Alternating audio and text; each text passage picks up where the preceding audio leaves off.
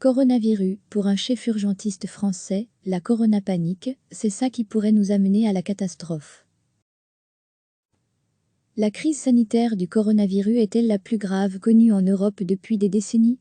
Certains scientifiques le pensent. Ce qui a amené les gouvernements, comme en Belgique, à prendre des mesures de fermeture et de confinement. Pourquoi la crise est sans précédent? Pour le professeur Philippe Juvin, chef du service des urgences de l'hôpital Georges Pompidou à Paris, l'explication repose dans les cas asymptomatiques, les porteurs du Covid-19, qui ne présentent aucun symptôme. La mise en quarantaine du paquebot Diamant Princess, au large du Japon, est un modèle d'étude pour les experts médicaux. Selon Philippe Juvin, invité de l'émission, c'est dans l'air sur France 5. Sur le bateau, 700 personnes ont été contaminées par le virus sur 3700 passagers et membres de l'équipage. Combien y a-t-il de cas asymptomatiques? On a un modèle expérimental, qui est le Diamant Princess. L'avantage dans cette affaire-là, comme c'est un espace clos, on a testé tout le monde. On sait ce que représente une population, ajoute le médecin. Globalement, l'étude du Diamant Princess montre qu'une personne sur deux qui est positive n'a aucun signe clinique.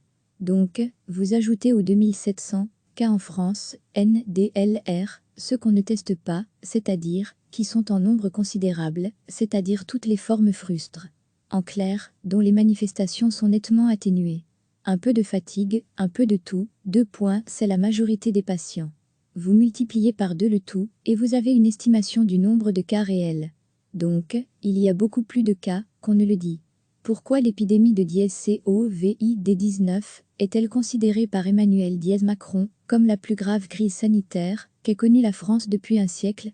L'analyse de @Philippe Juvin, chef du service des urgences de l'hôpital Georges Pompidou à Paris, santé coronavirus pic.twitter.com/bexbeoxmv, on l'a déjà expliqué, le taux de létalité du coronavirus est certainement à réévaluer, en France comme en Belgique, qui compte déjà 3 morts. C'est quoi le taux de mortalité? Expose Philippe Juvin. C'est un nombre de morts, qu'on identifie malheureusement divisé par le nombre de cas. Si le nombre de cas est très sous-estimé, évidemment vous avez un taux de mortalité qui est élevé. Aujourd'hui, les Chinois disent 1 à 3%, sachant que ne prenaient en compte qu'une population, celle des patients hospitalisés. Ils ignorent tous ces patients asymptomatiques qui restent chez eux. La grippe, c'est 0,1% de taux de mortalité, 2 points, c'est 10 à 30 fois moins. Mais ce 1 à 3%, je ne sais pas à quoi il correspond, parce qu'on ne compte pas tout le monde. Ce qui est intéressant, c'est de noter que malgré tous ces biais, les Chinois disent 1 à 3%, nous, la France, on doit être à quelque chose, comme 3%, et les Italiens sont à 8%. En Italie, ils ont pris tous les patients et les ont mélangés à tous les autres. Matteo Renzi, ancien Premier ministre italien, a alerté cette semaine sur CNN les pays européens à prendre la mesure de la catastrophe sanitaire à venir. Pour Philippe Juvin, il y a 3 possibilités. Soit les Chinois ne nous ont pas dit la vérité, mais c'est peu probable, parce qu'il y a beaucoup d'études d'un tas de chercheurs différents. Deuxième hypothèse, les Italiens ne font pas beaucoup de tests. En réalité, je n'y crois pas, parce que nous-mêmes en France, nous n'en faisons pas beaucoup. Troisième hypothèse qui est assez intéressante pour nous les Français, c'est le système de santé italien, qui a une médecine de ville assez pauvre. Du coup, tout le monde va à l'hôpital. On concentre les malades. Quand l'épidémie est arrivée, ils n'ont pas fait ce qu'on a fait d'emblée, en France. On a dit, les services d'urgence sont des barrières. On a protégé l'hôpital. On a gardé les patients, on les a mis à l'abri. Eux d'emblée, ils le disent dans la littérature médicale, ils ont pris tous les patients et les ont mélangés à tous les autres dans l'hôpital. Tout cela crée évidemment des conditions terribles d'interaction entre gens malades. En Italie, la réanimation a posé problème. La forme grave de la maladie, c'est le syndrome de détresse respiratoire aiguë, le SDRA. C'est un syndrome qui fait que vous avez une grande insuffisance respiratoire, et on doit vous mettre sous une machine qui vous aide à respirer en réanimation. Il y a beaucoup de réanimations en Italie, qui ont une organisation en open space, espace ouvert, avec un virus qui passe d'un lit à l'autre. En France, nous avons une organisation avec des chambres, comme en Belgique. Tout cela joue dans la transmission du virus. Le chef des urgences de l'hôpital Pompidou rappelle encore un cas en Corée du Sud, avec une malade qui n'a pas été identifiée tout de suite, après être restée plusieurs heures en salle d'attente. Seule elle est l'origine de la contamination de 183 personnes, patients et soignants. Si vous mettez tous les patients qui arrivent dans une salle d'attente dans un hôpital, ce que les Italiens ont fait probablement au début de la crise, c'est ça leur erreur stratégique. Vous contaminez vos hôpitaux, vos soignants et vous mettez le système à plat. L'important, selon ce spécialiste, c'est la capacité pour les hôpitaux à tenir sur la durée. Pour tenir, c'est le système d'endurance. On en a pour 3 mois. Et il faut qu'on soit organisé. La désorganisation, la corona-panique, le fait qu'on ne sache pas bien distinguer les files de patients qui ont le virus et les autres, c'est ça qui pourrait nous amener à la catastrophe. Les mesures de quarantaine, de confinement, les dispositions spéciales dans nos hôpitaux sont de nature à mieux contenir la propagation du virus. L'espoir que nous avons, c'est que nous n'aurons pas une vague aussi grave, aussi haute probablement mais aussi grave, que la connaissent les Italiens. Recevez chaque matin l'essentiel de l'actualité. La crise sanitaire du coronavirus est-elle la plus grave connue en Europe depuis des décennies? Certains scientifiques le pensent. Ce qui a amené les gouvernements, comme en Belgique, à prendre des mesures de fermeture et de confinement. Pourquoi la crise est sans précédent?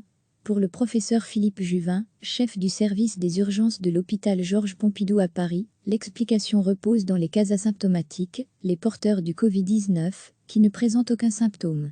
La mise en quarantaine du paquebot Diamant Princess, au large du Japon, est un modèle d'étude pour les experts médicaux. Selon Philippe Juvin, invité de l'émission, c'est dans l'air sur France 5. Sur le bateau, 700 personnes ont été contaminées par le virus sur 3700 passagers et membres de l'équipage. Combien y a-t-il de cas asymptomatiques? On a un modèle expérimental, qui est le Diamant Princess. L'avantage dans cette affaire-là, comme c'est un espace clos, on a testé tout le monde. On sait ce que représente une population, ajoute le médecin. Globalement, l'étude du Diamant Princess montre qu'une personne sur 2 qui est positive n'a aucun signe clinique. Donc, vous ajoutez aux 2700 cas en France, NDLR, ceux qu'on ne teste pas, c'est-à-dire, qui sont en nombre considérable, c'est-à-dire toutes les formes frustres. En clair, dont les manifestations sont nettement atténuées. Un peu de fatigue, un peu de tout, 2 points, c'est la majorité des patients. Vous multipliez par 2 le tout, et vous avez une estimation du nombre de cas réels. Donc, il y a beaucoup plus de cas qu'on ne le dit. Pourquoi l'épidémie de Covid-19 est-elle considérée par Emmanuel Macron comme la plus grave crise sanitaire qu'ait connue la France depuis un siècle?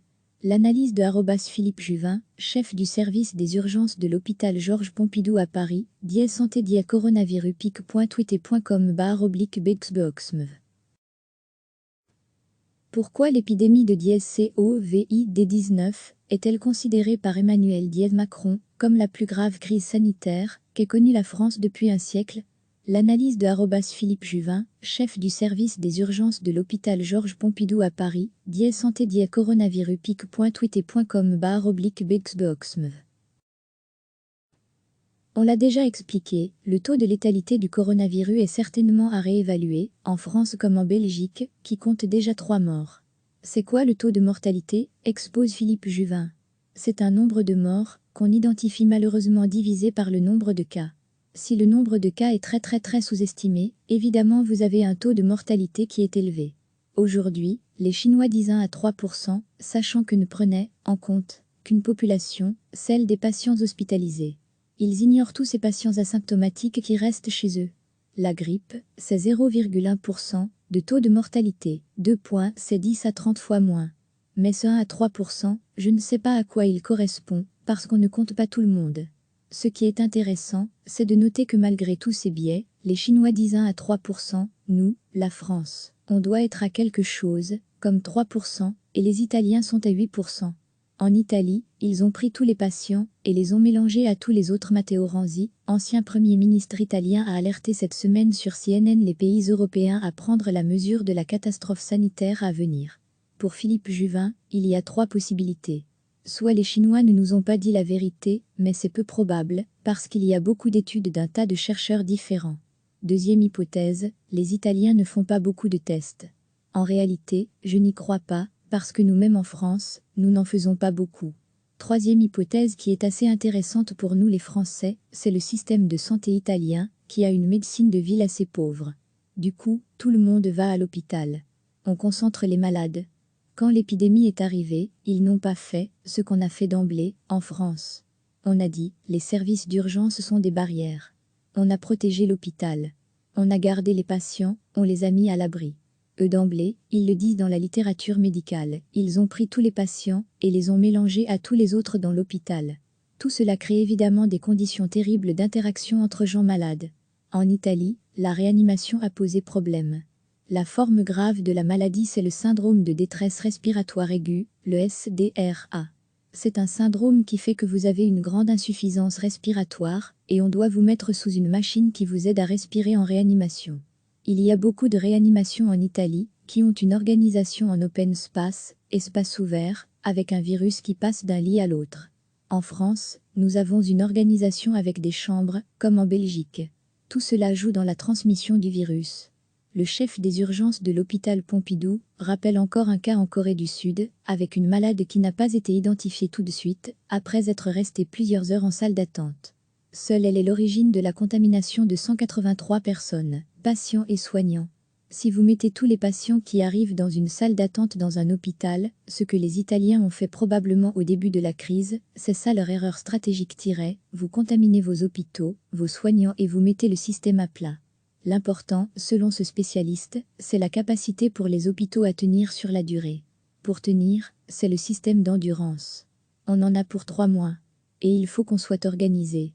La désorganisation, la coronapanique, le fait qu'on ne sache pas bien distinguer les files de patients qui ont le virus et les autres, c'est ça qui pourrait nous amener à la catastrophe. Les mesures de quarantaine, de confinement, les dispositions spéciales dans nos hôpitaux sont de nature à mieux contenir la propagation du virus. L'espoir que nous avons, c'est que nous n'aurons pas une vague aussi grave, aussi haute probablement mais aussi grave, que la connaissent les Italiens. Cliquez sur s'abonner pour recevoir les dernières nouvelles.